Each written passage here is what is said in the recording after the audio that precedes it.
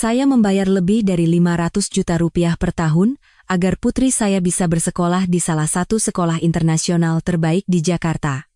Biaya kursus pemasaran online istri saya juga saya yang menanggung. Saya bekerja 60 jam seminggu di bawah panas terik yang mendekati 40 derajat Celcius untuk membangun rumah ini, yang bahkan sudah tak bisa lagi saya sebut milik saya. Lalu suatu hari, saat pulang, saya mendapati istri saya sedang melipat lingerie, berkemas untuk perjalanan selama 15 hari untuk katanya membantu menyembuhkan hati mantan pacarnya. Putri saya berdiri di sampingnya, menatap saya tajam seolah sayalah penjahat dalam kisah ini. Saya tidak berteriak. Tidak ada kekerasan. Saya membawakan kopernya ke mobil dan memberinya ciuman terakhir di kening. Dan keesokan paginya, saya duduk bersama pengacara saya. Ketika istri saya kembali, ia sedang hamil. Bukan permintaan maaf atau penyesalan, hanya sebuah pemberitahuan. Istri saya berpikir saya akan tetap tinggal dan membesarkan anak laki-laki lain di rumah yang saya bangun dengan tangan saya sendiri. Dia tidak tahu. Selama 15 hari itu, saya tidak hancur. Saya membangun kembali seluruh hidup saya, dan dia tidak akan pernah lagi menjadi bagian darinya. Jika Anda pernah berpikir Anda tidak bisa melangkah maju, dengarkan sisa cerita ini. Nama saya Baskara Wijoyo, 41 tahun, seorang manajer proyek konstruksi yang berbasis di Jakarta. Selama 20 tahun terakhir, saya telah membangun pusat perbelanjaan, menara perkantoran, dan kompleks apartemen yang mengubah kaki langit kota ini. Proyek-proyek saya bernilai ratusan miliar rupiah. Gaji tahunan saya mendekati 5 miliar rupiah. Saya telah bekerja melewati musim kemarau yang membakar kulit, musim hujan yang tak henti-henti, dan tenggat waktu yang akan menghancurkan orang biasa. Istri saya, Rania Puspita, bekerja dari rumah sebagai konsultan pemasaran media sosial, dan di tahun-tahun terbaiknya, penghasilannya sekitar 800 juta rupiah. Kami telah menikah selama 17 tahun, bersama selama 20 tahun. Kami memiliki satu putri, Anya Larasati, yang baru saja berusia 16 tahun. Saya membicarakan uang karena itu penting, bukan untuk pamer. Ini tentang apa yang dipertaruhkan. Semua yang saya hasilkan telah saya curahkan ke dalam hidup kami, cicilan rumah, biaya sekolah Anya, impian karier Rania, liburan, dan rencana pensiun yang akan memungkinkan kami berdua untuk beristirahat di usia 50-an. Di atas kertas, kami terlihat sempurna. Teman-teman menyebut kami pasangan yang solid. Keluarga mengatakan kami adalah contoh yang harus diikuti. Tetapi di balik pintu tertutup, ada retakan. Retakan kecil, pikir saya. Tapi retakan di beton, jika diabaikan, akan membesar. Saya tidak menyadari seberapa dalam retakan itu sampai saya masuk ke kamar tidur kami dan melihatnya sedang berkemas. Saat itu Jumat sore. Saya baru saja kembali dari inspeksi proyek kompleks komersial senilai 700 miliar rupiah di SCBD. Saya membuka pintu depan, mengharapkan pemandangan yang biasa. Rania di depan laptopnya, Anya tenggelam dalam pekerjaan rumah, mungkin bahkan aroma makan malam yang sedang disiapkan di dapur. Sebaliknya, saya menemukan Rania di kamar tidur, dengan koper terbuka di atas tempat tidur. Awalnya tidak ada yang aneh. Dia sesekali melakukan perjalanan bisnis untuk bertemu klien. Tapi kali ini berbeda. Dia tidak hanya memasukkan barang-barang secara acak. Dia memilih setiap item dengan hati-hati, seolah-olah sedang menata sebuah pameran. Dan saat itulah saya melihatnya. Gaun merah yang saya berikan untuk ulang tahun pernikahan kami. Lingerie yang belum pernah saya lihat ia kenakan. Mau kemana? Tanya saya. Dia bahkan tidak mengangkat kepala. Dimas membutuhkanku, katanya. Mantan pacarnya semasa kuliah. Saya belum pernah mendengar nama itu selama lebih dari 1 dekade. Rupanya, mereka kembali terhubung melalui Instagram beberapa bulan yang lalu. Istrinya telah meninggalkannya, dan dia sedang mengalami masa sulit. Dan menurut Rania, dialah satu-satunya orang yang bisa menyelamatkannya. Saya berdiri di ambang pintu, bersedekap, mengawasinya melipat gaun lain. Membantu teman sambil mengemas lingerie, kata saya. Dia berbalik, wajahnya sudah defensif. Jangan membuat ini jadi aneh, Mas. Dia hanya butuh seseorang yang mengerti dirinya. Dan orang itu adalah kamu, tanya saya. Iya, katanya. Kami punya masa lalu, aku tahu cara kerja otaknya. Sebelum saya bisa menjawab, Anya muncul di lorong. Matanya berkilat dengan rasa kebenaran khas remaja. Ayah, jangan terlalu mengekang. Ibu hanya mencoba membantu seseorang yang sedang kesulitan. Ayah selalu membuat segalanya tentang ayah. Mata Rania berbinar. Bala bantuan telah tiba. Lihat. Anya saja mengerti. Inilah masalah pernikahan kita, Mas Baskara. Kamu tidak mempercayaiku. Kamu selalu bekerja, tidak pernah terhubung secara emosional. Saya menunjukkan bahwa kami baru saja tadi malam membahas renovasi kamar mandi. Dia membentak, itu bukan percakapan. Itu rapat kerja. Anya menyilangkan lengannya. Ibu juga berhak punya teman. Ayah tidak bisa mengurungnya di sini seperti di penjara. Saya melihat dari satu ke yang lain, menyadari ini bukan percakapan spontan. Mereka telah membahas ini, merencanakannya. Setiap jebakan dan taktik rasa bersalah telah disiapkan sebelum saya masuk. Saya membiarkan keheningan berlangsung lama, sampai Rania membuang muka. Lalu saya berkata, baiklah. Dia mengerjap. Baiklah. Pergilah bantu Dimas. Ambil waktu sebanyak yang kamu butuhkan. Itu tidak ada dalam naskahnya. Dia ragu-ragu, menatap saya seolah-olah saya baru saja mulai berbicara dalam bahasa lain. Kamu, serius tidak apa-apa? Aku percaya padamu, kata saya tegas. Jika kamu bilang dia butuh bantuan, pergilah bantu dia. Anya merengut. Rania tampak curiga, tetapi membantah akan mengekspos dirinya sendiri, jadi dia diam-diam menutup resleting kopernya.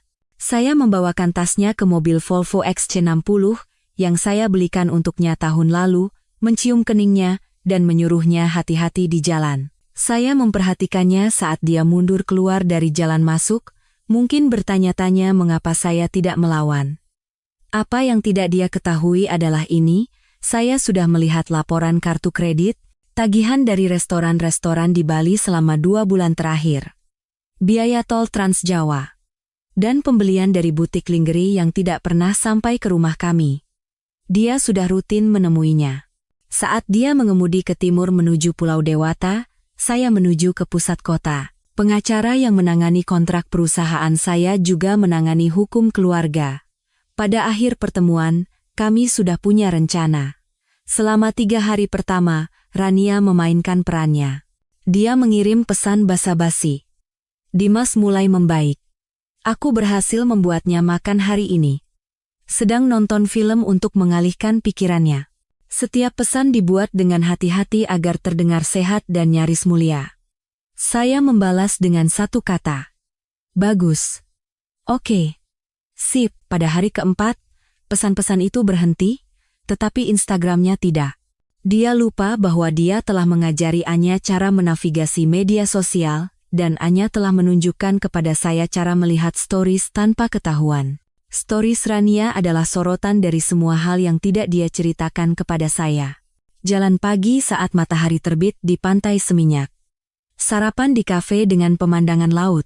Selfie di Jimyah, itu selfie Dimas, tapi pantulan Rania terlihat di cermin di belakangnya. Rupanya, kesedihan termanifestasi secara berbeda pada setiap orang.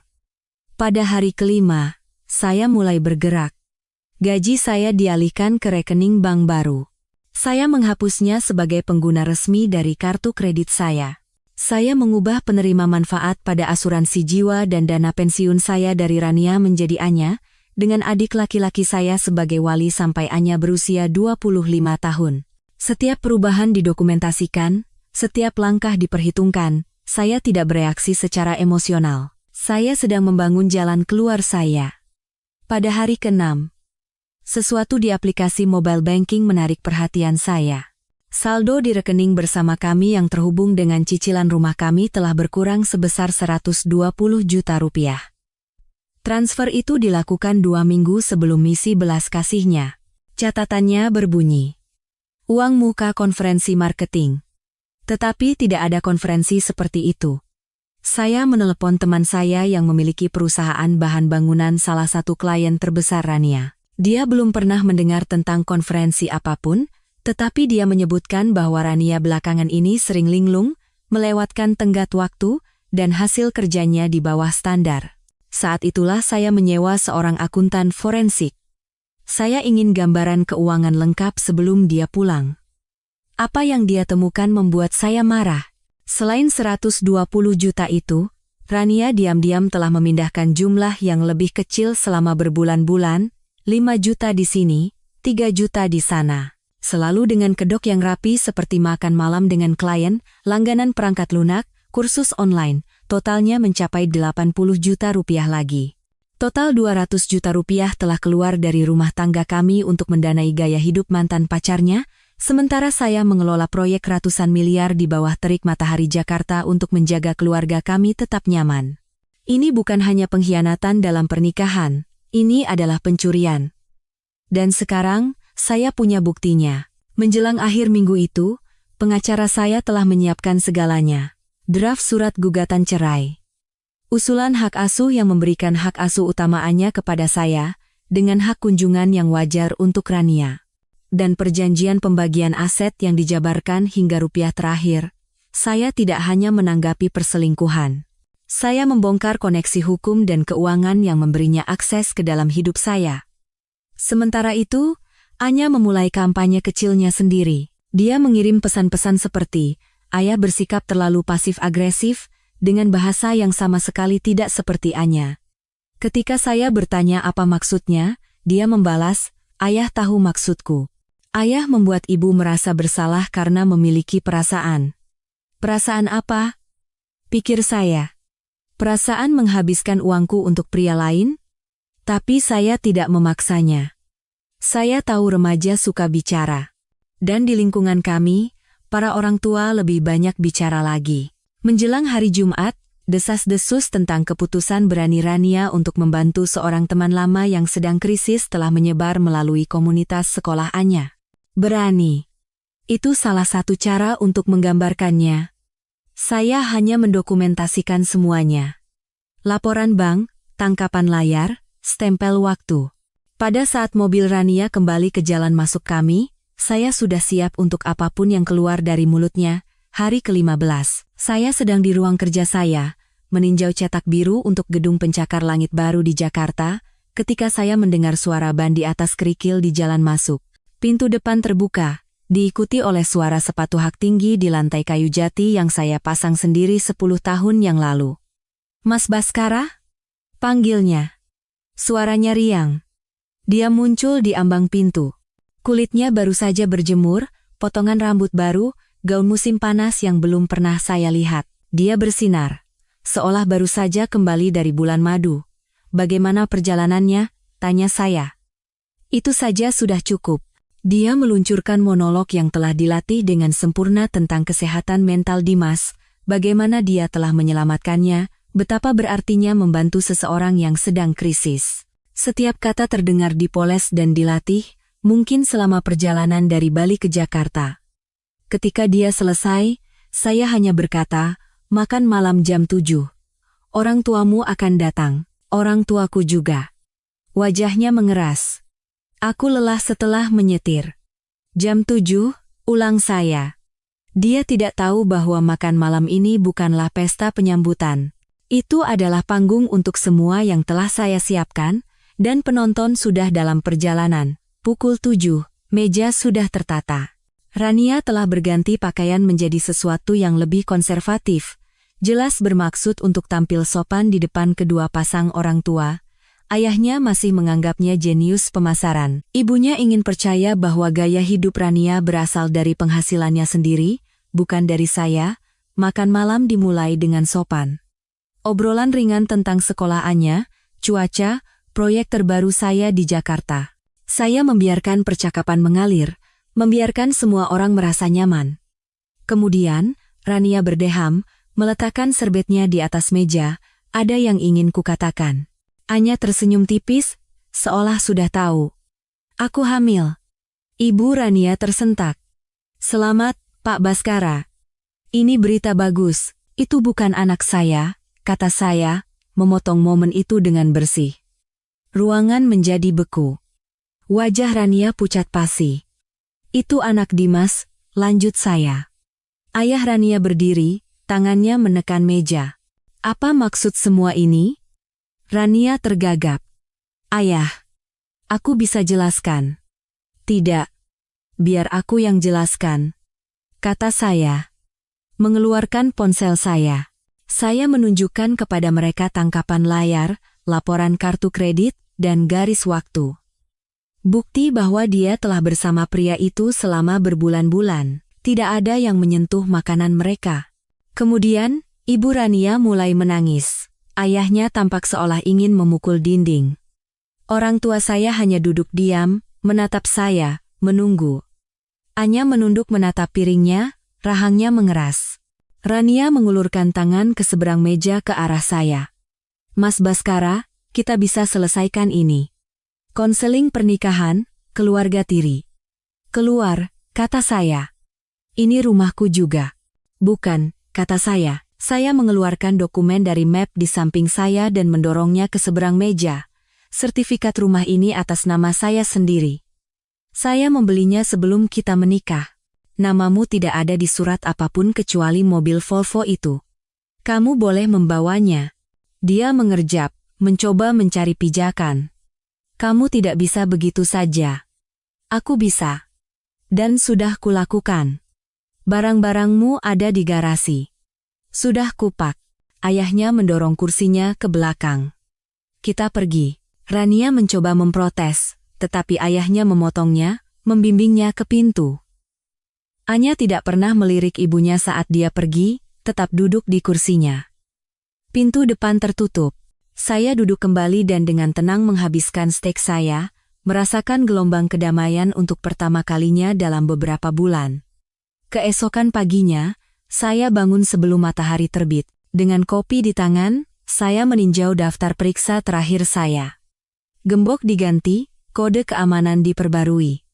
Rekening bank dipisahkan. Penerima manfaat asuransi dan dana pensiun ditetapkan ulang. Setiap ujung yang longgar telah diikat. Pukul 8, saya sudah berada di truk saya, menuju ke Bintaro, tempat saudara perempuan Rania tinggal. Dia menginap di sana. Saya parkir di pinggir jalan, berjalan ke pintu depan, dan membunyikan bel. Rania membuka pintu, masih mengenakan piyama. Matanya bengkak karena menangis. Mas Baskara. Saya menyerahkan sebuah amplop padanya.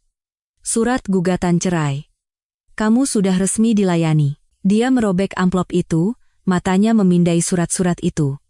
Kamu sudah. Aku sudah melakukan segalanya, kata saya, nama dan nomor pengacaraku ada di bagian bawah, jangan hubungi aku kecuali melalui dia. Di belakangnya, saudara perempuannya berdiri canggung, tidak bisa menatap mata saya. Menjelang siang, media sosial Rania meledak. Dia memposting tentang pelecehan emosional, perjalanannya menemukan jati diri, pilihan-pilihan beraninya. Lokasinya ditandai di sebuah gym di Bali, Gym Dimas. Dia tidak menyadari bahwa saya telah mendokumentasikan semuanya selama berminggu-minggu. Dan dia akan segera belajar bahwa di dunia saya, bukti transaksi berbicara lebih keras daripada tagar. Saya mulai dengan keluarganya. Mereka yang pertama menerima paket lengkap. Laporan bank yang menunjukkan transfer uang. Tangkapan layar pesan antara dia dan Dimas dari berbulan-bulan yang lalu. Foto-foto dari Bali. Saya menyajikan garis waktu yang membuktikan kehamilan itu terjadi selama misi belas kasihnya. Ayahnya tidak menelepon saya, tetapi kabar sampai melalui seorang kenalan. Dia telah memutuskan hubungan sepenuhnya dengan Rania. Ibunya mencoba menengahi, tetapi menarik simpatinya setelah saya menunjukkan pesan di mana Rania menyebut mereka sebagai ATM berjalan yang banyak opini. Selanjutnya, klien-kliennya. Jakarta bukan kota kecil, tetapi komunitas bisnisnya lebih sempit dari yang orang kira. Teman saya yang memiliki perusahaan bahan bangunan memutus kontraknya begitu dia melihat bukti. Yang lain mengikuti. Ternyata, tidak baik untuk bisnis jika manajer media sosial Anda ketahuan berbohong secara terbuka di media sosial. Pada akhir minggu itu, Penghasilan Rania menguap. Para pengikut yang dulu menyukai kutipan-kutipan inspiratifnya kini memenuhi kolom komentarnya dengan kata-kata seperti pembohong dan perusak rumah tangga. Dia mencoba membangun merek berdasarkan kepercayaan dan koneksi. Saya membongkarnya hanya dengan kebenaran. Dan saya bahkan belum selesai. Dimas menghilang tepat 6 hari setelah Rania memberitahunya tentang kehamilannya. 6 hari. Dia pasti pergi ke Bali, berpikir mereka akan tinggal bersama, menata rumah, membesarkan bayi itu bersama. Sebaliknya, dia menemuinya di sebuah kafe di Seminyak. Tempat umum, banyak saksi, jalan keluar yang mudah. Dia tidak siap, katanya. Mantan istrinya sedang mempertimbangkan untuk kembali, katanya. 2 bulan terakhir adalah sebuah kesalahan, katanya. Lalu dia memblokir nomornya, mengubah jadwal gymnya, dan membuat Instagramnya menjadi privat. 2 hari kemudian, telepon saya berdering. Nama Rania muncul di layar. Saya menjawab. Dia meninggalkanku, Mas Baskara. Aku hamil dan sendirian, bagaimana bisa kamu begitu dingin? Latihan, kata saya, lalu menutup telepon.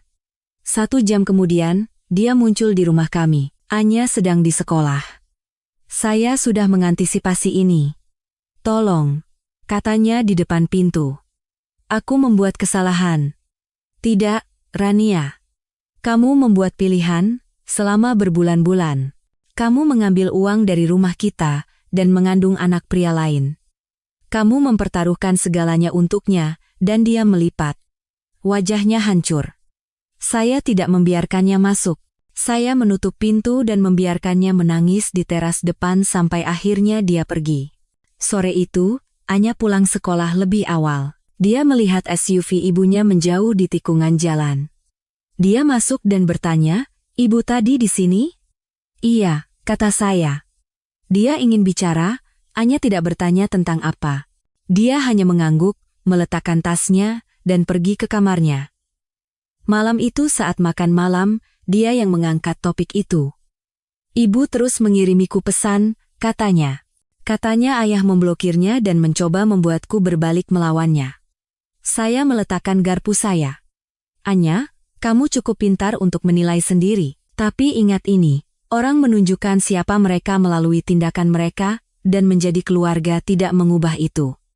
Dia tidak langsung menjawab. Kemudian, dengan pelan, dia berkata, "Ibu memberitahuku bahwa Om Dimas adalah ayah bayinya. Saya tidak percaya padanya pada awalnya." Saya menatapnya. Dan sekarang? Mata Anya mengeras. Sekarang aku percaya. Dan aku tidak akan membelanya lagi. Itu bukan perayaan kemenangan, tetapi itu adalah tanda pertama bahwa kebenaran mulai lebih penting bagi Anya daripada narasi yang telah ditanamkan ibunya. Tidak butuh waktu lama bagi Rania untuk menemukan pengalih perhatian lain. 3 bulan setelah Dimas menghilang, dia bertemu dengan seorang pelatih pribadi dari Bintaro, tipe nyelamat berotot lainnya. Dalam beberapa minggu, dia sudah memposting selfie gym bersamanya, menandai lokasi seolah-olah itu adalah tur dunia. Anya tidak berkomentar, tetapi dia melihat. Saya juga. Dalam 2 bulan, pelatih itu menghilang. Rania hamil lagi. Kali ini, bahkan tidak ada kepura-puraan hubungan yang berkomitmen. Orang tuanya turun tangan sementara, membayar sewa dan perlengkapan bayi, tetapi mereka tidak tertipu. Suatu malam, saya mendapat telepon dari ibunya. Suaranya rendah dan malu. "Pak Baskara, saya tidak tahan lagi," katanya. Dia terus mengulangi kesalahan yang sama. "Saya tidak menawarkan simpati. Anda tidak bisa menyelamatkan seseorang yang tidak ingin berubah." Saat anak kedua lahir, Rania telah pindah ke apartemen kecil di Bintaro, hidup dari uang pemberian orang tuanya. Tidak ada penghasilan tetap, tidak ada pasangan, hanya 2 anak dari 2 pria yang tidak mau berurusan dengannya. Pola itu bukanlah hal baru, hanya saja akhirnya terlihat oleh semua orang. Pada bulan ke-7 kehamilan keduanya, Rania muncul di gedung kantor saya di pusat kota.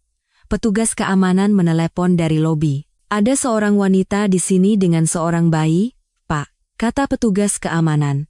"Dia bilang dia istri Bapak." "Mantan istri?" koreksi saya. "Apakah dia mengancam?" "Tidak, Pak. Hanya menangis. Kalau begitu, tolong antar dia keluar. Keesokan harinya, dia datang lagi, dan hari berikutnya juga. Akhirnya, saya turun. Dia tampak kacau. Rambut tidak dicuci. Pakaian bernoda. Anak pertamanya menggeliat di gendongan bayi bekas, dan perutnya buncit dengan anak kedua. Mas Baskara, tolong, katanya, wajahnya basah oleh air mata. Aku butuh bantuan. Tidak, kata saya. Anak-anak ini adalah adik tiri Anya. Anya harus tahu tentang mereka. Anya tidak ingin mengenalmu atau mereka. Aku bisa mati, Mas Baskara, kita semua bisa mati, kata saya. Itu bukan masalah yang harus aku selesaikan. Dia mulai menangis lebih keras. Orang-orang di lobi menoleh. Saya membiarkannya menangis sampai dia lelah. Lalu, dengan suara yang jelas dan datar, saya berkata, kamu meninggalkan kehidupan dengan penghasilan 5 miliar setahun dan keluarga yang stabil demi momen-momen Instagram dengan pria-pria yang tidak akan bertanggung jawab padamu. Itu pilihanmu. Hadapilah. Dan saya kembali ke atas. Malam itu, Anya masuk ke dapur saat saya sedang memasak. Dia memegang ponselnya, layarnya menyala. Ibu memposting tentang ayah, katanya datar. Status Facebook Rania berbunyi. Mantan suamiku tidak punya hati, dia tidak mau membantu aku dan saudara-saudara anak-anaknya. Dia memulai hidup baru seolah-olah sumpah pernikahan kami tidak berarti apa-apa. Anya tidak ragu-ragu. Dia mengetik komentar tepat di depan saya. Pria tidak punya hati adalah pria yang kamu selingkuhi selama berbulan-bulan, mencuri uangnya, dan mengandung anak pria lain, lalu berharap dia akan membesarkan anak itu. Sisanya hanyalah konsekuensi. Lalu dia menekan kirim. 15 menit kemudian, postingan itu hilang. Rania telah menghapusnya, tetapi sudah cukup banyak orang yang melihat, dan tangkapan layar Anya akan mencegahnya hilang selamanya. Menjelang akhir minggu itu, narasi telah berbalik melawan Rania di lingkungan kami. Teman dari teman, rekan bisnis, bahkan orang tua di sekolah Anya sekarang mengerti bahwa ada lubang yang menganga dalam kisah sedih Rania. Dia menginginkan simpati. Sebaliknya, dia mendapatkan keheningan, jenis keheningan yang lebih dingin, lebih berat, dan lebih sulit untuk dihindari daripada kritik terang-terangan. Dan itu adalah keheningan yang dia ciptakan sendiri. Sementara kehidupan Rania runtuh secara online, hidup saya bergerak maju. Saya mulai bertemu dengan Citra Anindita, seorang insinyur struktur yang saya temui melalui proyek di pusat kota. Awalnya hanya kopi sambil meninjau perhitungan beban dan rencana lokasi. Kopi menjadi makan malam, dan makan malam menjadi sarapan. Suatu sore, Citra datang ke rumah kami untuk mengantarkan beberapa cetak biru yang direvisi. Anya sedang sakit dan tidak masuk sekolah. Ketika saya kembali dari lokasi proyek, saya menemukan mereka berdua duduk di meja dapur, berbicara tentang program arsitektur dan perangkat lunak desain. Mereka sudah di sana selama 2 jam. Setelah Citra pergi, Anya berkata, dia pintar. Lebih pintar dari ibu. Bukan pintar dalam artian aku harus terlihat pintar, tapi benar-benar pintar. Itu lebih dari sekadar pengakuan, ada nada lega dalam suaranya. Dia telah melihat perbedaan antara seseorang yang membangun sesuatu dan seseorang yang menghancurkannya. Untuk pertama kalinya dalam waktu yang lama, rumah terasa stabil. Tidak ada agenda tersembunyi, tidak ada pertengkaran bisik-bisik, hanya ketenangan. Rania akhirnya mendengar tentang Citra. Jakarta mungkin kota besar, tetapi kabar menyebar dengan cepat. Tanggapannya datang dalam bentuk 17 pesan teks. Saya tidak membalas satu pun. Rania tidak berhenti pada pesan teks. Dia mulai muncul di acara-acara sekolah Anya. Lomba dayung, pameran sains, pesta dansa musim dingin. Selalu dengan anak pertamanya di gendongan, tampak lelah dan putus asa, perutnya sudah membuncit dengan kehamilan ketiga. Awalnya, Anya mengabaikannya, berjalan ke arah lain tanpa sepatah kata pun. Tetapi setelah pesta dansa musim dingin, dia pulang dengan perasaan kesal yang terlihat jelas. Ibu mencoba membuatku merasa bersalah, kata Anya. Apakah berhasil? Tanya saya. Tidak. Itu menjengkelkan. Dia memilih bayi-bayi itu daripada keluarga kita. Sekarang karena itu sulit, dia ingin simpati. Dia harus menanggung akibatnya. Katakan itu padanya, kata saya. Sudah, jawab Anya. Dia menangis. Dan aku pergi begitu saja. Saya bisa melihat di wajahnya, dia tidak hanya membela diri. Dia sedang menetapkan batasan. Jenis batasan yang, sekali ditetapkan, tidak akan bergeser. Rania mengira penampilan publiknya akan meluluhkan hati Anya. Sebaliknya, setiap pertemuan hanya mendorongnya lebih jauh. Dan saya tidak berniat ikut campur dalam proses itu. Kabar kehamilan ketiga Rania tidak datang darinya. Itu datang dari ibunya, yang menelepon saya suatu malam sambil menangis. Dia melakukannya lagi, kata ibunya. Dia bertemu pria ini secara online, seorang pelatih kebugaran lagi. Dia membiarkannya tinggal dalam 3 minggu, hamil dalam 2 bulan, dan sekarang pria itu pergi. Saya bersandar di kursi saya. Apa yang Anda ingin saya lakukan? Tidak ada. Ayahnya bilang cucu pertama adalah batas amalnya untuk kebodohan Rania. Kali ini, dia sendirian, dan mereka bersungguh-sungguh. Mereka memutusnya sepenuhnya. Tidak ada uang sewa, tidak ada bahan makanan, tidak ada uang untuk anak-anak, tidak butuh waktu lama bagi Rania untuk panik. Seminggu kemudian, dia kembali ke gedung kantor saya. Kali ini, dengan anak pertamanya di pinggul dan perut buncit yang menceritakan keseluruhan cerita. Aku putus asa, Mas Baskara, katanya, menghalangi ambang pintu. Mereka adalah saudara tiri putrimu. Bukan tanggung jawabku. Saya melewatinya. Dia berteriak di belakang saya, tetapi saya tidak menoleh ke belakang. Pintu lift tertutup, menyegel jarak yang ingin saya pertahankan selamanya. Rania tidak menyerah. Dia menunggu di luar gedung saat makan siang, menyudutkan saya di trotoar. Anak pertamanya menempel di bahunya, matanya lebar, sementara tangan lainnya diletakkan di atas perutnya yang membengkak. Mas Baskara, tolong. Kamu tidak bisa pergi begitu saja. Anak-anak ini adalah saudara tiri Anya. Mereka keluarga. Saya berhenti dan menatap matanya. Keluarga bukan hanya darah, Rania. Itu adalah tindakan. Dan tindakanmu telah membakar setiap jembatan yang kamu miliki. Suaranya meninggi, diwarnai keputusasaan. Aku bisa mati saat melahirkan. Lalu apa yang akan kamu katakan pada Anya? Hal yang sama yang kukatakan padanya sekarang. Bahwa kamu memilih ini 2 kali. 3 kali, dan kamu berharap orang lain akan membereskannya untukmu. Dia mulai menangis lebih keras, menarik perhatian orang yang lewat di jalan. Saya tidak peduli. Kamu membuat pilihan-pilihan ini karena kamu menginginkan apa yang kamu inginkan pada saat itu. Aku bukan orang yang akan menyelamatkanmu dari tagihan itu. Lalu saya pergi, meninggalkannya berdiri di sana dengan 1 anak yang sudah lahir dan 1 yang belum, tanpa ada penonton yang tersisa untuk memuji penampilannya. Malam itu, Rania mencoba taktik baru. Media sosial. Dia memposting selfie panjang sambil menangis dengan keterangan tentang bagaimana dia ditinggalkan oleh pria yang bersumpah akan mencintainya dalam segala hal, membesarkan 2 putranya sendirian sementara pria itu membangun keluarga dengan wanita lain. Tidak butuh waktu lama bagi Anya untuk melihatnya. Dia masuk ke ruang keluarga, ponsel di tangannya. Ayah harus membaca ini.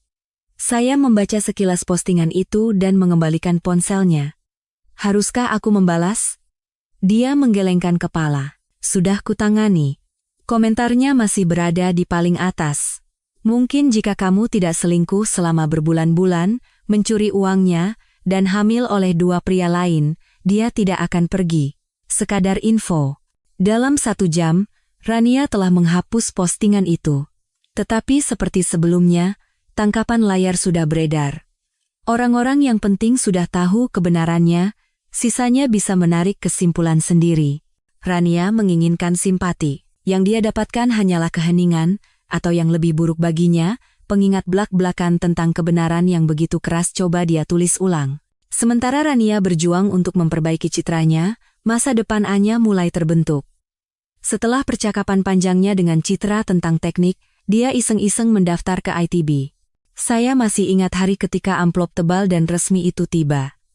Anya berdiri di dapur, tangannya gemetar saat dia membukanya. Diterima, bisiknya. Lalu dia mendongak, matanya lebar. Ayah, aku diterima. Saya memeluknya, merasakan kebanggaan yang tidak pernah saya rasakan di lokasi konstruksi manapun. Citra berdiri tepat di belakang saya, tersenyum lebar, memberitahu Anya bahwa dia sudah tahu dia akan berhasil. Rania mengetahuinya melalui desas-desus dan mengirimi saya pesan. Seorang ibu dibutuhkan untuk hal-hal seperti ini. Saya tidak membalas. Anya tidak menginginkannya di sana, dan saya tidak akan mengabaikan itu. Sebaliknya, kami mulai membuat rencana. Akomodasi di dekat kampus di Bandung untuk musim gugur. Perjalanan musim panas untuk membantunya menetap. Untuk pertama kalinya dalam beberapa tahun, setiap percakapan di rumah kami adalah tentang membangun sesuatu yang baru, bukan memperbaiki apa yang rusak. Kekacauan Rania terasa seperti terjadi di dunia lain, dan saya berniat untuk menjaganya tetap di sana. Sebulan setelah surat penerimaan Anya, saya melamar Citra. Tidak ada yang mewah, hanya kami berdua di teras belakang saat senja, dengan sebotol anggur di antara kami. Udara dipenuhi aroma segar kayu jati dari pergola yang baru saja saya bangun. Dia berkata ya tanpa ragu-ragu. Dan ketika Anya mengetahuinya, dia memeluk Citra terlebih dahulu, lalu saya. Aku jadi pendamping priamu, kan? Tanya Anya, setengah bercanda. Tentu saja, kata saya.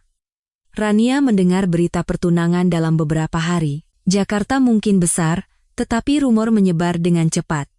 Dia membombardir saya dengan pesan dari nomor-nomor yang tidak saya kenal. Semua omong kosong yang sama ini terlalu cepat. Anya butuh stabilitas, kesucian sumpah pernikahan. Saya membalas sekali, kamu melanggar sumpah itu bertahun-tahun yang lalu. Pada hari kamu mengemas koper itu untuk ke Bali. Lalu saya memblokir setiap nomor yang dia gunakan. Citra dan saya mulai merencanakan pernikahan kecil.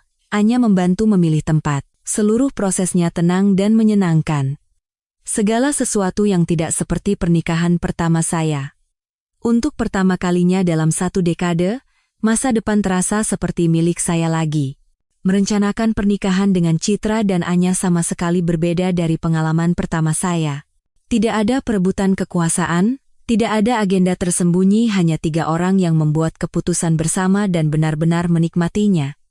Anya menganggap perannya sebagai pendamping pria dengan serius. Dia memilih pakaiannya sendiri, jas navy yang dibuat khusus dengan dasi perak, dan kemudian mulai menyiapkan pidato yang dia bersikeras tidak akan kami lihat sampai hari Rania, tentu saja, mencoba menyusup. Kabar sampai kepada saya melalui kenalan bahwa dia bertanya-tanya tentang tanggal, lokasi, apakah anak-anak diizinkan. Saya bahkan tidak perlu menebak rencananya. Muncul tanpa diundang, membuat keributan, upaya publik untuk membalikkan narasi.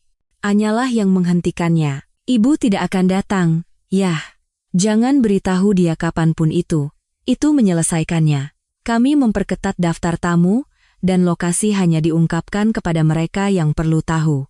Rania bisa terus mengarang ceritanya secara online. Kisah nyata kami akan segera mengambil langkah penting ke depan, dan dia tidak akan berada di dekatnya. Pagi hari pernikahan itu sunyi, hampir damai. Tempatnya, sebuah kebun anggur kecil di luar Bogor, bermandikan cahaya. Citra bersiap-siap di kabin sebelah bersama saudara perempuannya. Saya tinggal di rumah utama bersama Anya, yang sedang berlatih pidatonya dengan suara tertahan di dapur. Kau akan membuat semua orang menangis, ya? Tanya saya. Itulah rencananya, katanya sambil tersenyum. Para tamu mulai berdatangan. Teman dekat, keluarga, orang-orang yang tetap bersama kami melalui semua badai. Tidak ada drama, tidak ada wajah tak terduga. Upacaranya sendiri sederhana. Saat Citra berjalan ke arah saya, sinar matahari menyinari rambutnya, dan saya menyadari bahwa saya tidak hanya menikahinya. Saya sedang menutup luka terbuka terakhir dari masa lalu saya. Anya berdiri di samping saya, kokoh seperti batu, tersenyum saat dia menyerahkan cincin. Ketika penghulu menyatakan kami sebagai suami istri, tepuk tangan terasa lebih dari sekadar perayaan. Rasanya seperti sebuah pengakuan. Seolah-olah alam semesta berkata, kalian berhasil, kalian membangun sesuatu yang lebih baik. Rania tidak akan pernah tahu waktu, tempat, atau sumpah yang menggantikan sumpah yang telah ia hancurkan. Setelah makan malam, saat lampu-lampu di gudang kebun anggur diredupkan, Anya melangkah ke panggung kecil. Dia tidak terlihat gugup, hanya mantap dan percaya diri. Dia menyesuaikan mikrofon, tersenyum kepada saya dan Citra. Ayah saya membangun gedung pencakar langit, mulainya. Tetapi proyek konstruksi terbesarnya adalah membangun kembali keluarga kami setelah seseorang mencoba merobohkannya, ruangan menjadi hening. Ayah mengajari saya bahwa fondasi yang kuat dibangun dari rasa hormat, integritas, dan konsekuensi. Dan jika Anda melakukannya dengan benar, fondasi itu dapat menahan gempa bumi. Tenggorokan saya tercekat.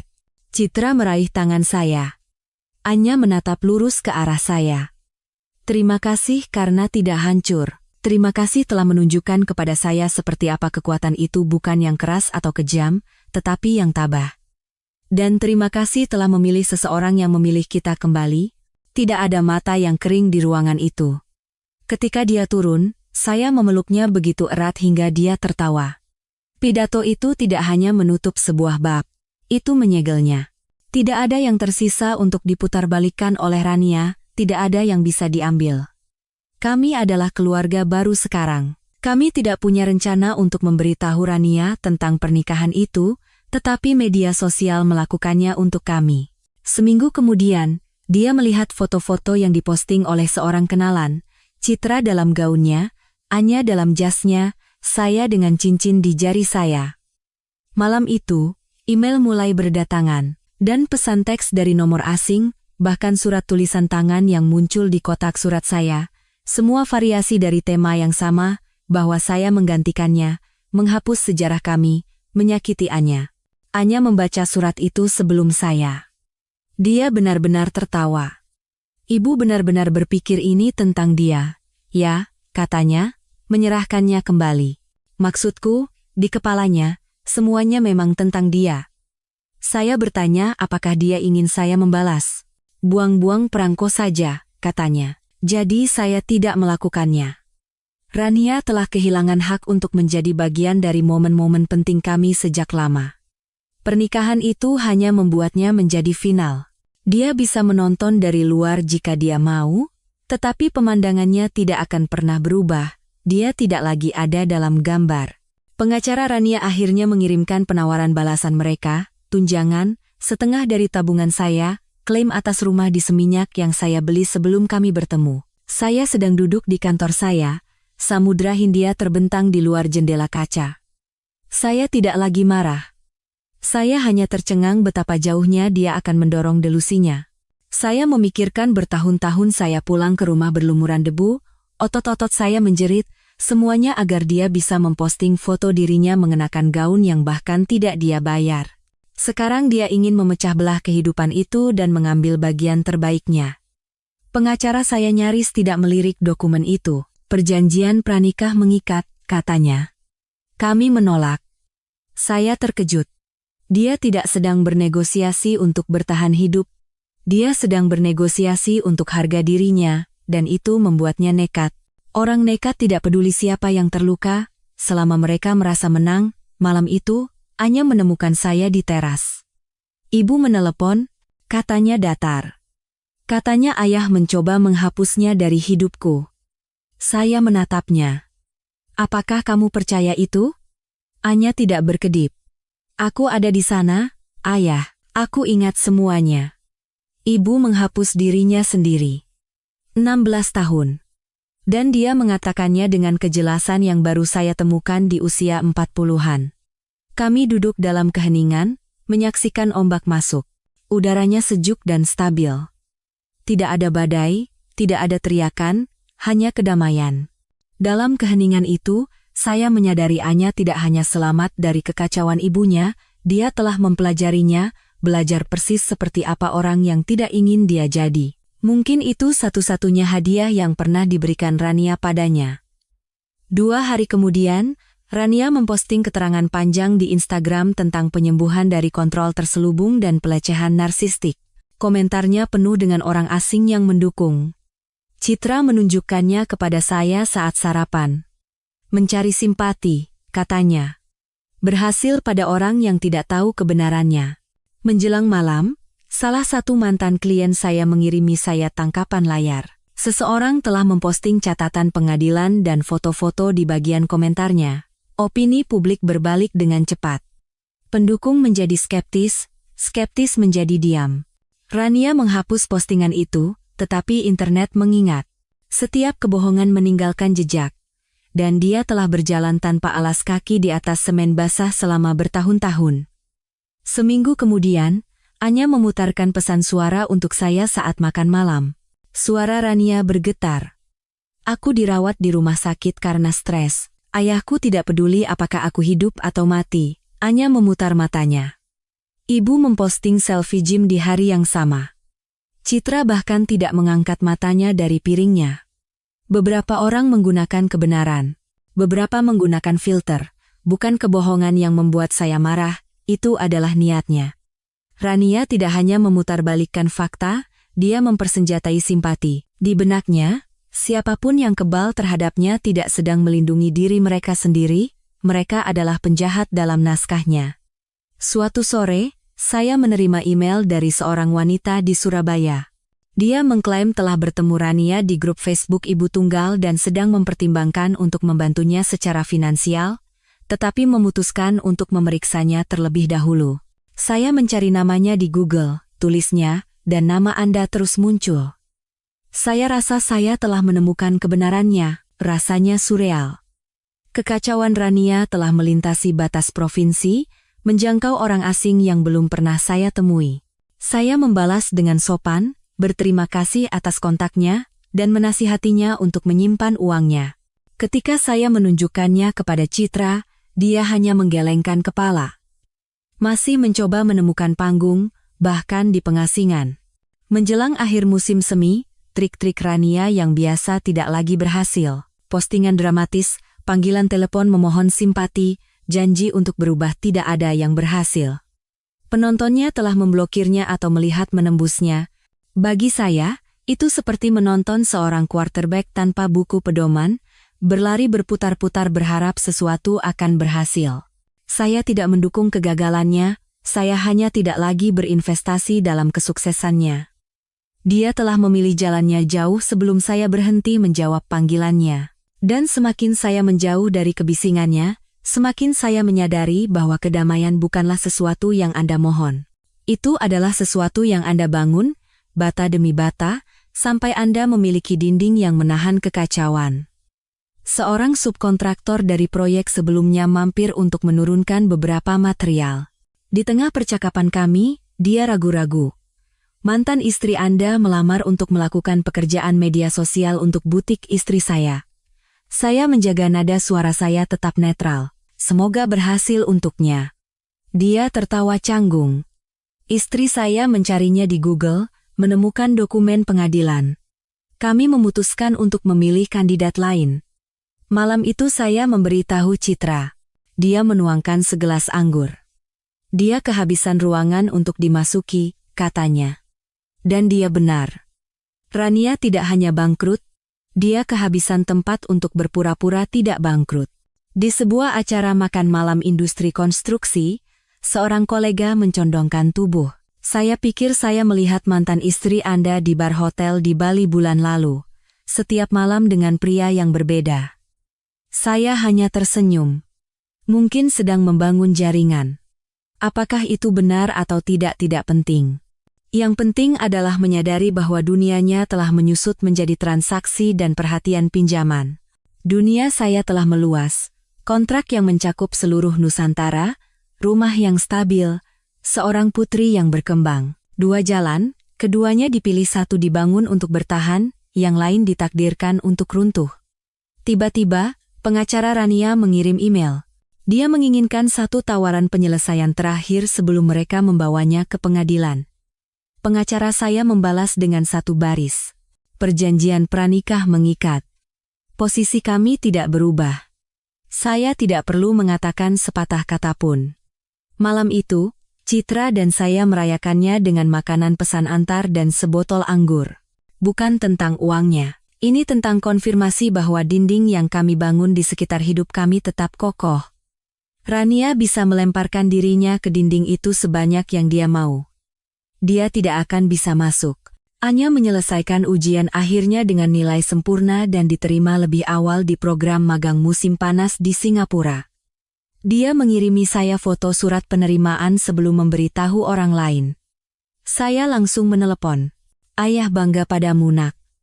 Suaranya ceria. Rasanya seperti saya membangun hidup saya sendiri sekarang. Dia tidak menyebut ibunya, dan saya juga tidak. Tidak perlu. Ketiadaan itu berbicara lebih banyak daripada kata-kata apapun. Menjelang awal musim panas, Rania menjadi diam. Tidak ada postingan. Tidak ada panggilan telepon. Tidak ada kabar melalui teman. Seolah-olah dia telah menghilang. Citra menyadarinya. Kurasa ini benar-benar sudah berakhir sekarang. Saya mengangkat bahu. Dia tidak pernah berakhir. Dia hanya mengubah panggung. Apapun yang dia rencanakan selanjutnya bukan urusan saya. Hidup saya terlalu penuh. Promosi Citra, magang Anya yang akan datang, kemajuan rencana untuk rumah di Seminyak. Jika Rania menginginkan panggung, dia harus membangunnya sendiri. Dan kali ini, saya bahkan tidak akan menjadi penonton. Awal Maret, seorang kenalan mengirimi saya sebuah tautan. Rania telah memposting pembaruan lain di Facebook. Kali ini, itu adalah selfie yang difilter dengan keterangan, membesarkan 5 anak yang cantik sendirian, menjadi lebih kuat setiap hari. Tuhan memberikan pertempuran terberat kepada prajurit terkuatnya. Komentarnya jarang. Beberapa ucapan semangat generik dari orang asing. Dan keheningan. Anya juga melihatnya. Ibu masih mencoba menjual cerita yang tidak ada yang beli, katanya, menggulir melewatinya tanpa kata lain. Saya tidak bereaksi. Persona online Rania telah menjadi ruang gema bagi dirinya sendiri. Tidak ada teman, tidak ada keluarga, hanya beberapa pengikut yang terputus yang tidak tahu sejarahnya. Bagi Citra dan saya, ada hal-hal yang lebih besar untuk difokuskan. Kami sedang menyelesaikan desain interior untuk rumah Seminyak, mempersiapkan musim panas Anya di Singapura, dan merencanakan perjalanan untuk mengunjunginya pada bulan Juli. Rania bisa terus menyiarkan kehampaan jika dia mau. Bagi kami, sinyalnya jelas, kami telah bergerak maju, dan kami tidak melihat ke belakang. Juli datang dengan cepat. Citra dan saya terbang ke Singapura untuk melihat Anya di tengah magangnya. Dia bertemu kami di luar kantor perusahaannya di pusat kota, mengenakan helm proyek dan membawa gulungan cetak biru di bawah lengannya. Dia tampak seperti seharusnya berada di sana.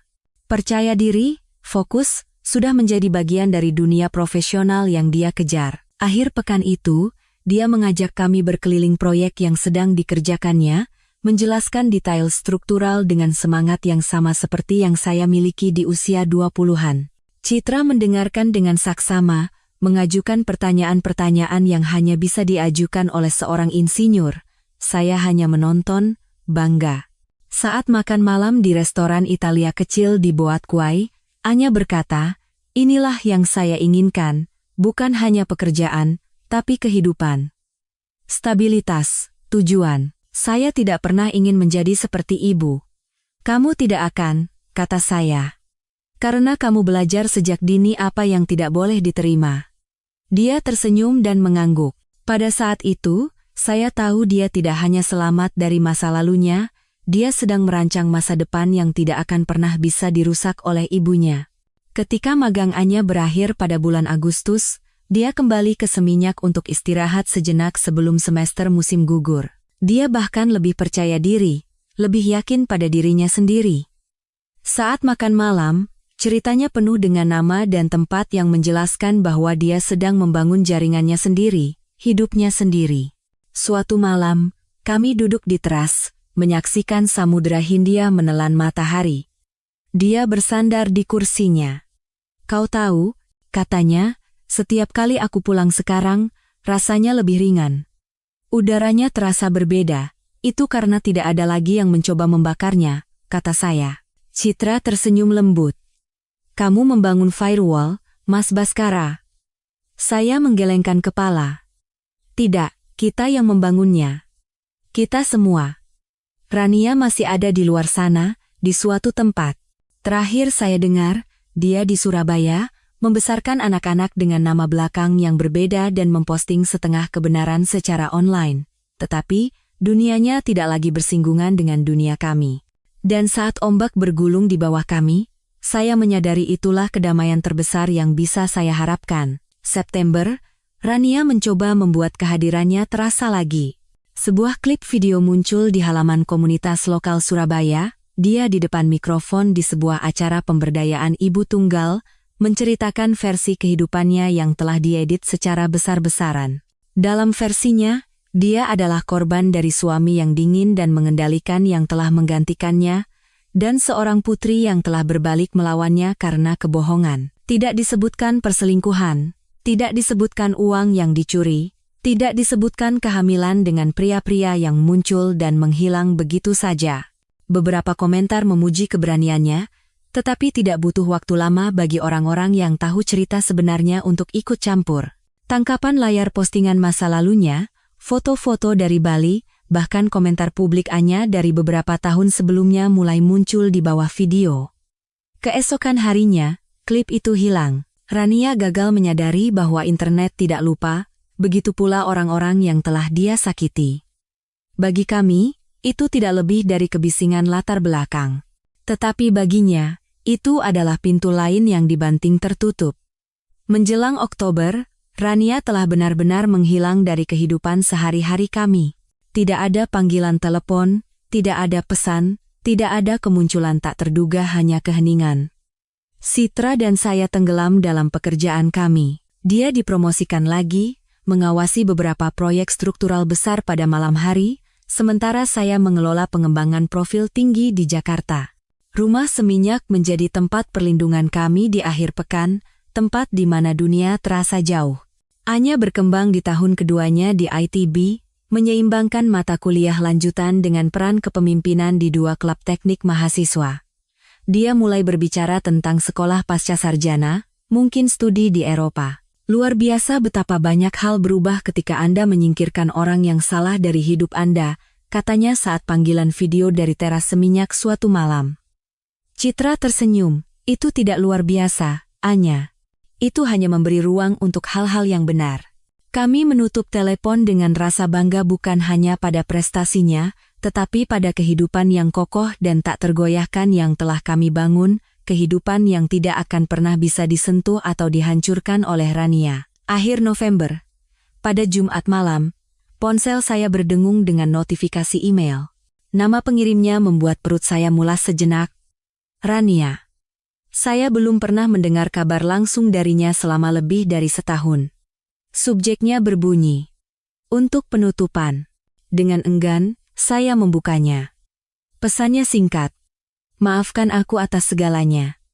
Aku tahu aku tidak bisa mengubah masa lalu, tapi aku harap suatu hari nanti kamu akan memberitahu, Anya, bahwa aku mencoba." Saya menatap layar sejenak, lalu menutup email itu tanpa membalas.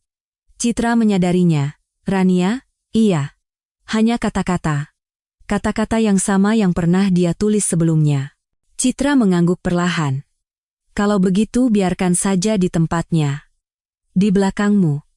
Dan itulah yang saya lakukan. Saya tidak meneruskannya kepada Anya. Saya tidak membicarakannya. Karena penutupan tidak datang dari email yang ditulis tengah malam. Itu datang dari mengetahui bahwa api telah padam dan Anda berada di luar jangkauannya. Lebaran tahun itu adalah liburan pertama di mana Anya bisa pulang dari ITB selama seminggu penuh. Dia tiba pada Sabtu malam, meletakkan tasnya di dalam pintu dan langsung menuju dapur, di mana Citra sedang mengeluarkan kue dari oven. "Baunya seperti rumah," kata Anya, memeluknya. Minggu itu santai. Jalan-jalan pagi di sepanjang pantai, makan malam panjang yang diisi dengan tawa, bukan ketegangan, dan malam yang tenang di dekat perapian. Tidak ada panggilan telepon yang tidak diinginkan, tidak ada ketukan tak terduga di pintu. Pada hari Lebaran, kami menyiapkan meja di teras dengan latar belakang laut. Di tengah makan, Anya mendongak dari piringnya. Kalian sadar ini adalah liburan pertama tanpa drama yang bisa kuingat? Saya berpikir sejenak, lalu mengangguk, seharusnya memang seperti ini. Dia tersenyum, dan pada saat itu, saya tahu bahwa suatu hari nanti dia akan membawa versi keluarga ini ke dalam hidupnya sendiri. Versi yang telah kami perjuangkan untuk diciptakan, dan tidak akan pernah kami biarkan dihancurkan oleh siapapun lagi. Awal Desember, saat menelusuri LinkedIn, sebuah nama yang familiar muncul di bawah orang yang mungkin Anda kenal, Rania. Dia telah memperbarui profilnya, konsultan media sosial lepas, pembicara motivasi. Di bawah judulnya tertulis, membantu wanita bangkit kembali dari patah hati, rasa ingin tahu menang, dan saya mengkliknya. Umpan beritanya adalah campuran selfie yang difilter, kutipan inspirasional yang samar-samar, dan video di mana dia berbicara tentang mengatasi hubungan beracun. Tidak sekalipun dia mengakui perannya dalam menciptakan kekacauan. Karena kebiasaan, saya memeriksa bagian komentar. Sebagian besar kosong, hanya beberapa pesan sangat inspiratif, generik dari orang asing. Tidak ada keluarga, tidak ada teman sejati. Saya menutup tab tanpa terlibat. Bukan karena tidak ada yang ingin dikatakan, tetapi karena akhirnya, tidak perlu. Saat makan malam-malam itu, Citra bertanya, "Apa yang kamu pikirkan?" Saya menggelengkan kepala. Tidak ada. Hanya senang bab itu sudah ditutup. Dan untuk pertama kalinya, saya menyadari itu tidak hanya ditutup, itu disegel secara permanen. Anya tiba tepat sebelum Natal. Liburan musim dingin keduanya dari ITB. Dia tampak lebih tua entah bagaimana, bukan dalam usia, tetapi dalam kehadiran. Lebih percaya diri. Dia menghabiskan beberapa hari pertama di dapur bersama Citra, minum kopi dan bertukar cerita. Keduanya tenggelam dalam percakapan mendalam tentang proyek teknik dan magang. Ketika saya masuk, saya akan mendengar cuplikan tentang distribusi beban atau toleransi material, dan saya akan tersenyum. Anya tidak hanya mengikuti jejak saya, dia sedang mengukir jalannya sendiri. Suatu sore, kami berjalan-jalan panjang di sepanjang pantai. Udaranya sejuk, matahari rendah di cakrawala. "Kau tahu," kata Anya, menendang pasir, "aku hampir tidak memikirkan ibu lagi. Rasanya seperti cerita lama yang pernah kudengar." "Itu karena dia bukan bagian dari kehidupan yang kamu jalani sekarang," kata saya. Anya mengangguk, dan aku tidak ingin dia menjadi bagian darinya. Mendengar itu, saya tahu dia telah mencapai tempat yang sama dengan yang saya capai bertahun-tahun yang lalu, tempat di mana masa lalu tidak lagi memiliki klaim atas masa depan. Kami merayakan tahun baru di rumah seminya. Hanya kami bertiga. Citra membuka sebotol sampanye, Anya menuangkan sari apel bersoda untuk dirinya sendiri. Kami berdiri di teras, menyaksikan kembang api meledak di atas lautan. Citra mengangkat gelasnya.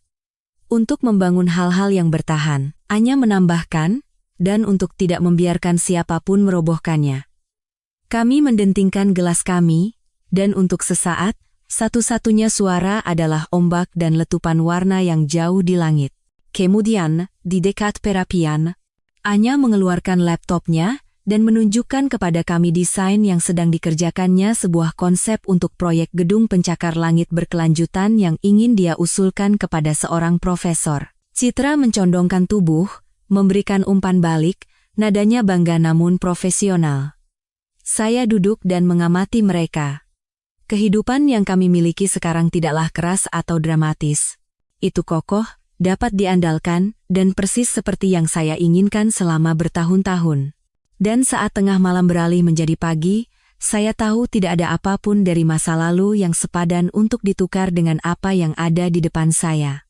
Pertengahan Januari, ponsel saya menyala dengan nomor yang tidak dikenal. Biasanya, saya akan membiarkannya masuk ke pesan suara, tetapi sesuatu membuat saya menjawab, "Mas Baskara?"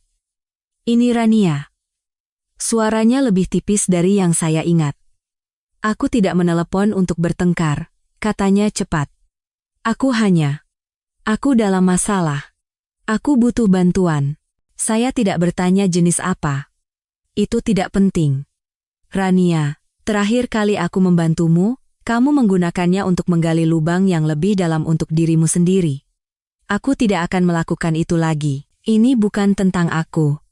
Ini tentang anak-anak. Anak-anak itu punya ayah. Aku bukan salah satu dari mereka. Ada jeda panjang. Jadi, itu saja, kata saya, dan menutup telepon. Citra, yang telah mendengar akhir percakapan, bertanya, "Kamu baik-baik saja?" "Lebih dari baik-baik saja," kata saya. Itu adalah penolakan termudah yang pernah saya buat. Dan saya bersungguh-sungguh. Sekarang, setiap kali Rania mengulurkan tangan, bebannya hilang. Masa lalu tidak lagi memiliki kaitan dengan saya. Awal Februari, Anya menelepon dari Bandung, suaranya penuh kegembiraan yang nyaris tak terkendali. "Ayah, aku baru saja diterima di program penelitian musim panas di Zurich, didanai penuh. Mereka hanya menerima 10 orang dari seluruh negeri." Saya tidak bisa menahan senyum. "Itu luar biasa, Nak. Kamu tahu itu menempatkanmu di 0,1% teratas, kan?" Citra mencondongkan tubuh ke speakerphone. "Dan kamu bisa mengerjakan model desain berkelanjutan yang kamu terobsesi itu." Anya tertawa. "Tepat. Ini akan membuka begitu banyak pintu." Setelah panggilan itu, Citra dan saya duduk dalam keheningan sejenak. "Tidak ada yang bisa menghentikannya sekarang," kata Citra. "Tidak, saya setuju. Dan bagian terbaiknya adalah, dia membangun ini sendiri. Kekacauan Rania, dramanya, kebutuhannya yang tak ada habisnya untuk menjadi pusat perhatian, semua itu hanyalah bayangan jauh dibandingkan dengan jalan yang cerah dan disengaja yang sedang dilalui Anya. Dan saat saya melihatnya mencapai tonggak sejarah berikutnya ini, saya tahu bahwa apapun badai yang datang, dia tidak akan pernah terseret kembali ke reruntuhan tempat ibunya tinggal." Akhir Februari, Citra meneruskan pesan yang dia terima melalui LinkedIn. Itu dari Rania. Itu dibungkus sebagai kontak profesional, tetapi intinya adalah hal yang sama, klaim bahwa dia telah tumbuh, keinginan untuk terhubung kembali demi Anya, pernyataan bahwa hidup terlalu singkat untuk menyimpan dendam. Citra bahkan tidak membalas. Dia sedang memancing, katanya, mendorong ponselnya kembali ke seberang meja. Saat makan malam-malam itu, Anya mendengar ceritanya dan menggelengkan kepala. "Ibu tidak mencoba terhubung kembali untukku. Dia hanya benci karena dia tidak lagi mengendalikan narasi." Dia benar. Setiap upaya Rania untuk menyisipkan dirinya kembali bukanlah tentang cinta, melainkan tentang merebut kembali versi cerita di mana dia bukan arsitek dari keruntuhannya sendiri. Kami tidak membalas. Kami tidak mengakuinya. Dan untuk pertama kalinya, saya menyadari bahwa mengabaikannya bukan hanya penghindaran, itu adalah perlindungan aktif terhadap kehidupan yang telah kami bangun, kehidupan di mana dia tidak memiliki peran dalam pembentukannya. Awal Juni, Anya kembali ke Seminyak hanya selama seminggu sebelum berangkat ke Zurich. Rumah itu penuh dengan persiapan. Pengepakan menit terakhir, tugas-tugas terakhir, Citra yang memeriksa ulang dokumen perjalanannya. Suatu malam, kami makan malam kecil di teras, hanya kami bertiga. Matahari terbenam melukis langit dengan warna emas dan merah muda, dan ombak bergulung dengan mantap di bawah kami. Anya mengangkat gelas air sodanya. "Untuk bab baru." Citra tersenyum. "Dan untuk tidak membawa serta yang lama." Saya melihat mereka mendentingkan gelas, memikirkan seberapa jauh kami telah datang dari kekacauan bertahun-tahun yang lalu.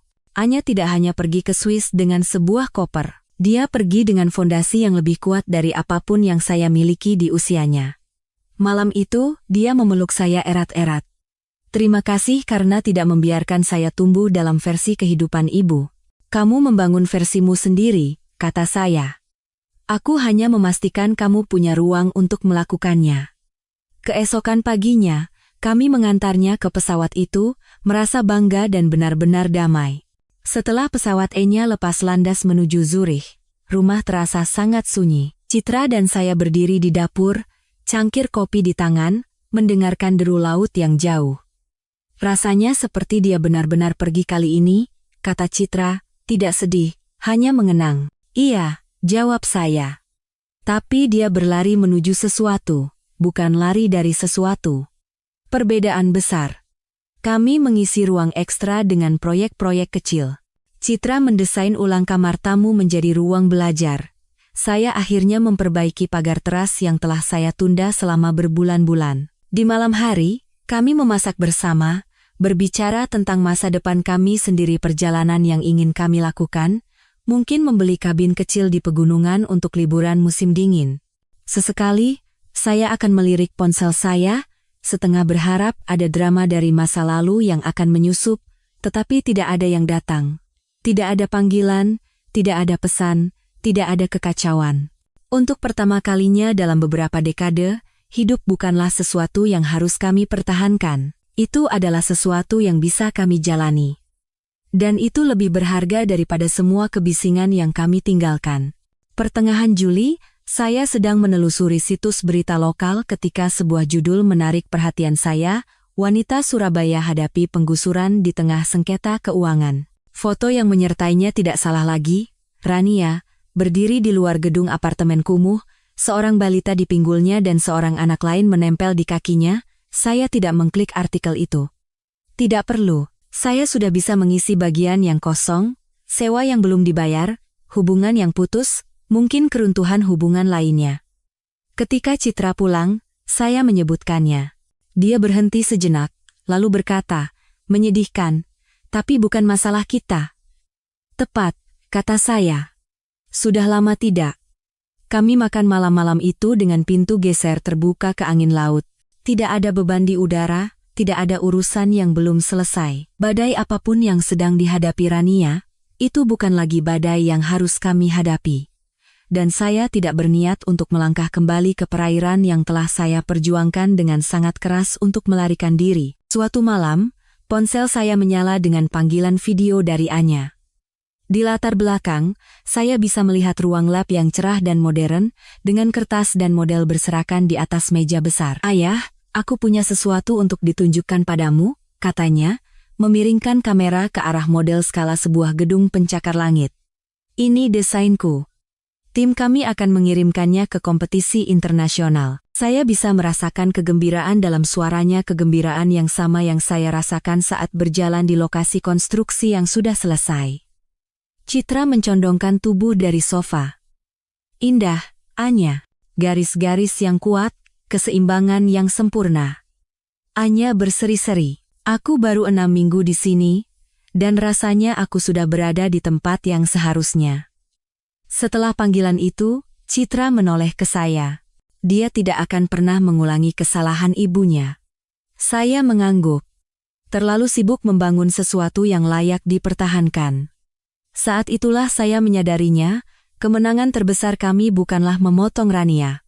Itu adalah memberi Anya kehidupan di mana dia tidak akan pernah perlu membiarkan orang seperti dia masuk. Menjelang akhir Agustus, Citra dan saya telah menetap dalam ritme yang terasa mudah.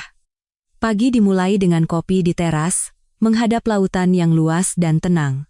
Siang hari adalah untuk bekerja, dia meninjau cetak biru di kantor rumahnya, saya mengoordinasikan proyek melalui panggilan video. Malam hari adalah milik kami. Suatu Jumat malam, Citra keluar dengan 2 gelas anggur dan duduk di samping saya. Kau tahu, ini adalah kehidupan yang kita bicarakan bertahun-tahun yang lalu, ketika semuanya kacau. Saya melihat sekeliling. Cahaya hangat yang terpancar dari dalam, ombak yang mantap, ketiadaan apapun atau siapapun yang mencoba memecah belah kami. Iya, kata saya. Butuh beberapa saat untuk sampai ke sini, tapi kita berhasil. Dia tersenyum. Kita membangunnya. Nama Rania tidak pernah terucap di antara kami selama berbulan-bulan. Bukan karena kami menghindarinya, tetapi karena dia sekarang tidak relevan. Hantu dalam cerita yang telah kami selesaikan. Yang penting ada di sini, di dalam dinding-dinding ini. Aman, tenang, milik kami. Dan setiap hari, saya memastikan itu tetap seperti itu. Pertengahan September. Anya kembali dari Zurich untuk istirahat sejenak sebelum semester musim gugur. Dia berjalan melewati gerbang kedatangan dengan ransel yang berbeda dan langkah percaya diri yang sama seperti yang saya lihat saat dia pergi, dengan sinar matahari di rambutnya. Saat makan malam, dia memberitahu kami bahwa proyeknya telah berhasil mencapai final, dan dia diundang untuk mempresentasikannya di Berlin tahun depan. Citra mendengarkan dengan saksama, mengajukan pertanyaan tajam tentang material dan pengujian beban. Sebagian besar waktu saya hanya duduk dan melihat mereka bertukar ide seperti rekan sejawat. Malam itu, Anya bergabung dengan saya di teras. Udaranya sejuk, ombaknya mantap. Kau tahu, katanya, aku hampir tidak ingat seperti apa rasanya ketika keadaan buruk. Rasanya seperti kenangan tentang orang lain. Itu karena kamu sudah hidup dalam sesuatu yang lebih baik untuk waktu yang lama, kata saya. Dia mengangguk. Terima kasih telah memungkinkan itu. Pada saat itu, saya tahu siklusnya telah rusak. Kekacauan apapun yang telah membentuk masa lalu tidak akan pernah menyentuh masa depannya. Tidak pernah lagi. Beberapa orang menghancurkan, dan semua orang membayar harganya. Rania terus mengulangi kedua bagian itu. Saya